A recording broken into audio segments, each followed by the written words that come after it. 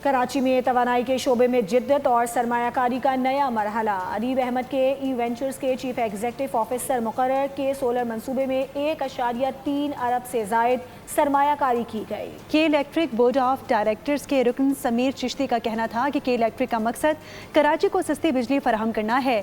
کے ای وینچر کا مقصد کراچی کی بہترین خدمت ہے۔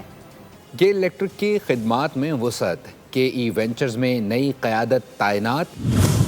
ادیب احمد کے ای وینچرز کے چیف ایگزیکٹو آفیسر مقرر۔ کے ای وینچرز 2020 میں کے الیکٹرک کی ملکیت میں قائم ہوئی تھی۔ کے سولر منصوبے میں 1.3 ارب سے زائد سرمایہ کاری کی گئی۔ کے الیکٹرک بورڈ رکن سمیر چشتی کا کہنا ہے کہ کے الیکٹرک کا مقصد کراچی کو سستی بجلی فراہم کرنا ہے۔ کے ای وینچر کا مقصد کراچی کی بہتر خدمت کرنا ہے۔ قابل تجدید ٹیکنالوجی سولوشنز پر فوکس ہے۔ صنعتی انفراسٹرکچر، فن ٹیک شعبوں میں بھی سرمایہ کاری کے منصوبے ہیں۔